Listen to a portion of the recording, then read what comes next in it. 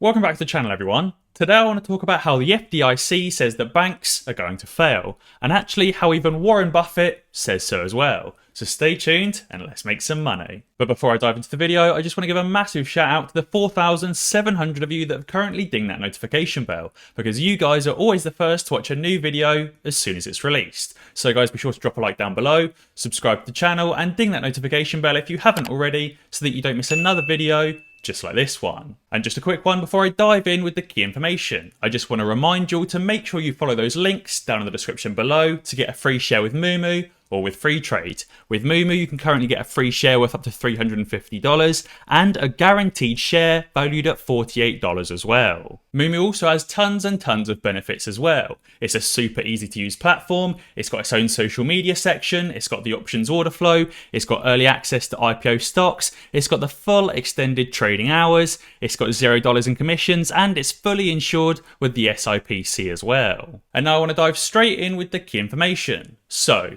the FDIC nears a deal with a crypto custodian to manage the assets of failed banks. The FDIC is on the cusp of signing a deal with Anchorage to help it store crypto when a bank fails. In brief, hiring a custodian will make it easier for the FDIC to liquidate crypto assets. The potential deal reflects how crypto is becoming part of all aspects of US banking, and also reflects how much of a current sketchy situation the stock market and the majority of US banks are in at the moment as well. When a bank fails anywhere in the US, the federal agency known as the Federal Deposit Insurance Corporation, or the FDIC, rushes in to backstop depositors and clean up the mess, a task that includes liquidating the bank's loans and other assets. And just a quick side note, that's also the same process of how hedge funds and other institutions get liquidated as well. There's a third party that comes in to liquidate those assets, or maybe even potentially exchange those assets with the DTCC for cash, and to cover their loans and short positions. Now, in a sign of the times, the FDIC is close to hiring a cryptocurrency custodian to help it out as well. According to sources with knowledge of the deal, the federal agency is set to hire San Francisco-based Anchorage to help it store and sell any Bitcoin and other digital assets it obtains in the course of a bank failure. The sources, who are not authorized to speak for attribution, said the company and the FDIC are in the final stages of signing a contract.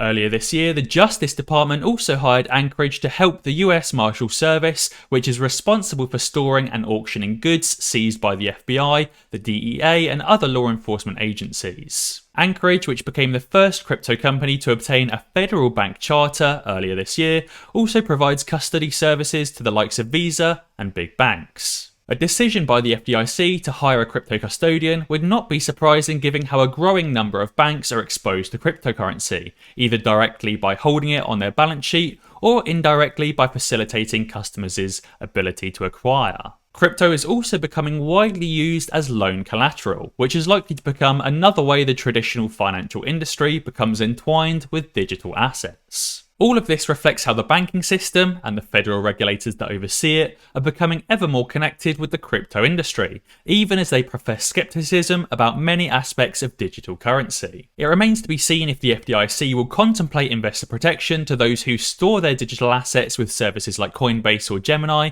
crypto companies that are coming in many ways to resemble traditional banks. Right now, that protection amounts to deposit insurance worth $250,000 on a narrow range of products such as checking and savings accounts and certificates of deposits. The FDIC's backstop is funded by deposit insurance paid by the banks, and is something to which mainstream cryptocurrencies would likely contribute to in exchange for having the agency's guarantee, a guarantee that could persuade even more retail investors to invest in crypto. Although interestingly, wealth management mogul Ross Gerber had this to say: "The FDIC doesn't exist. That's an absolute fantasy. Rule number one, any promise the US government makes is a fantasy. We don't have any money. We have $1 trillion in debt," said Gerber. So if the banks go under, if JP Morgan goes under, the FDIC covers 0% of it. And we saw this happen. It's just a fallacy. The banks are the worst run institutions in America. To think there's some kind of level of safety with your money is the biggest fallacy I've ever heard, he said.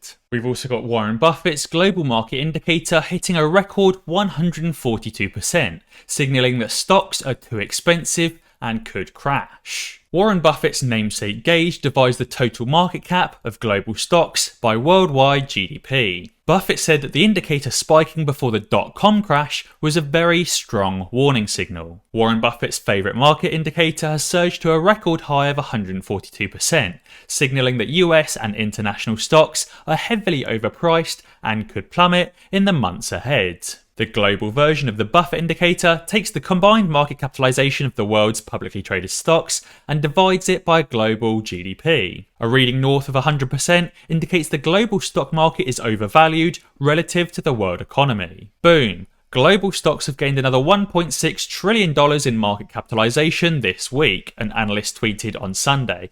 Equities now worth $120.3 trillion, the highest in history. Warren Buffett reckons this indicator is probably the best single measure of where valuations stand at any given time. And he said it should have been a very strong warning signal when the yardstick skyrocketed during the dot-com bubble. He added that buying stocks at a reading of 70 or 80% would likely be lucrative, but investors would be playing with fire when the ratio approaches 200%. And that ratio is currently at an all-time high, higher than it was in the dot-com bubble and higher than it was in 2007 and 2008. The US stock market is firmly in fire territory, with the current Buffett indicator reading 208%. The figure is well above its 187% reading in the second quarter of 2020 when the pandemic was in full swing and GDP was about 15% lower. So therefore, even right now in quarter 3 of 2021, we're actually much higher than we were in quarter 2 of 2020. This is a screenshot of the worldwide Buffett indicator between 2003 and 2021. As you can see, we had a massive rocket up here in 2007 to 2008,